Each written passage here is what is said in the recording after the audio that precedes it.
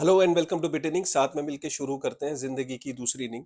मैं हमेशा से आपको इस चैनल पे ये बताता आया हूँ कि ऑल्ट कॉइन्स जो हैं उनके बारे में जो एसईसी का कहना है कि काफी सारे alt coins, in fact 99% alt coins जो हैं वो सिक्योरिटीज में फॉल होते हैं। सिक्योरिटीज का मतलब क्या होता है, जैसे मैं आपको अगर बहुत डिटेल में ना जाके ऐसे समझाऊं कि जैसे स्टॉक्स होते हैं, कोई भी फाइनेंशियल इंस्ट्रूमेंट होता है, कोई एफडी होती है, कोई कोई भी ऐसा इंस्ट्रूमेंट जिसके अंदर एक पर्टिकुलर एंटिटी वादा कर रही है आपको रिटर्न का, या आपको ये कह रही है कि हम कुछ काम करेंगे तो आप हमें पैसा दे दो और हमारे पे ट्रस्ट करो, हम कुछ काम करेंगे, अगर उसमें कोई भी फायदा होगा तो वो आपको बदले में कुछ एक फिक्स्ड इनकम देंगे या आपको प्रॉफिट देंगे, राइट। कोई भी ऐसा अगर कोई कॉन्ट्रैक्ट है तो वो सिक्योरिटीज में फॉल होता है, ठीक है। तो इसमें दो तीन चीजें इंपॉर्टेंट होती है कि एक, किसी ने पैसा दिया, दूसरा किसी ने पैसा लिया, तीसरा वो आदमी आपको वादा कर रहा है कि मैं कुछ काम करूंगा, मेहनत करूंगा, मेरा आइडिया बड़ा इनोवेटिव है, चौथा आपकी एक्सपेक्टेशन है कि यार ये कुछ मेहनत करेगा, ये तो इसके बदले में ये कंपनी ग्रो करेगी, तो इसका जो भी मेरे पास हिस्सा है या जो मेरे पास शेयर है या टोकन है, इसके अंदर एप्रिसिएशन होगा और मुझे फायदा होगा। अगर इस तरह का कोई भी अरेंजमेंट है तो वो सिक्योरिटीज के अंदर फॉल होता है। और जो गैरी गेंसलर है एसईसी का, उसका हमेशा से ये कहना है कि ऑल्ट कॉइन्स जो है वो सिक्योरिटीज में फॉल होते हैं, ठीक है। और इस चैनल पे हमेशा आपको ये कहा गया है कि जब भी आप लॉन्ग टर्म अवधि के लिए आपको कोई ये बंदा सेल करता है कोई चीज, कि भाई इसको जिंदगी भर के लिए होल्ड कर ले, तो मैंने हमेशा आपको वार्न किया है। तो क्या आप कोई स्टॉक को होल्ड करना चाहते हो, मतलब जैसे आप स्टॉक को पूरी जिंदगी होल्ड करना चाहते हो, तो ऐसा नहीं है। आप स्टॉक को देखते हो कि यार इसमें अब कोई चेंजेस तो नहीं आए, अब इसका फाउंडर कौन है, इसका जैसे अब इसकी टीम कौन है, क्या इनका कोई कंपटीशन तो नहीं आ गया है, अब ये कैसा परफॉर्म कर रहा है। आपको रेगुलर एक वॉच रखनी पड़ती है। जैसे गोल्ड के केस में आपको ये वॉच नहीं रखनी पड़ती कि गोल्ड कैसा परफॉर्म करेगा, गोल्ड का क्या होगा, गोल्ड के फाउंडर।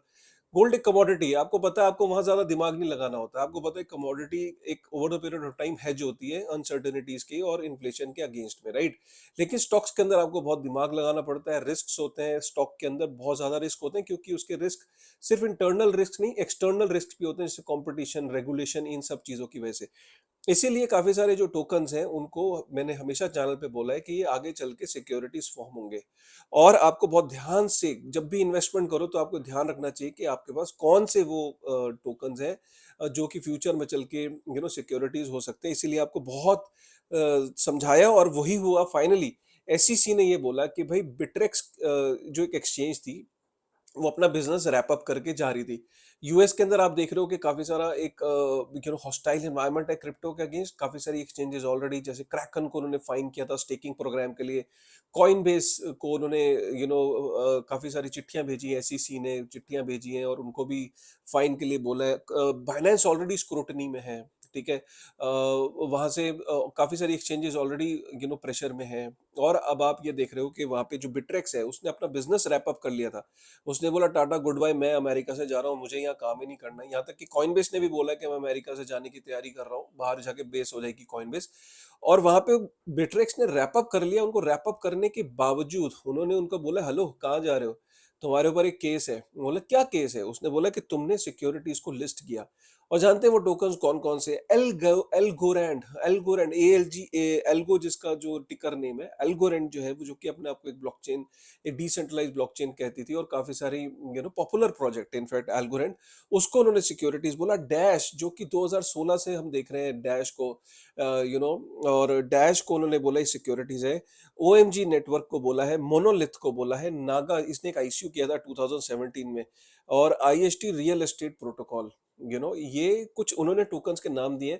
एल्गोरेंड तो मुझे लगता है हर एक एक्सचेंज पे लिस्टेड है। तो इसका मतलब क्या है कि बिट्रेक्स नहीं, अब तो ये भैया ये समझ लो कि कॉइनबेस, बाइनेंस, सारी एक्सचेंजेस लपेटे में आने वाली, क्योंकि ये इनमें से कुछ टोकन जैसे डैश और एल्गोरेंड ऑलमोस्ट हर एक एक्सचेंज ने लिस्ट किए हैं। कौन सी ऐसी एक्सचेंज है जहां आपको ये दो टोकन नहीं मिलेंगे?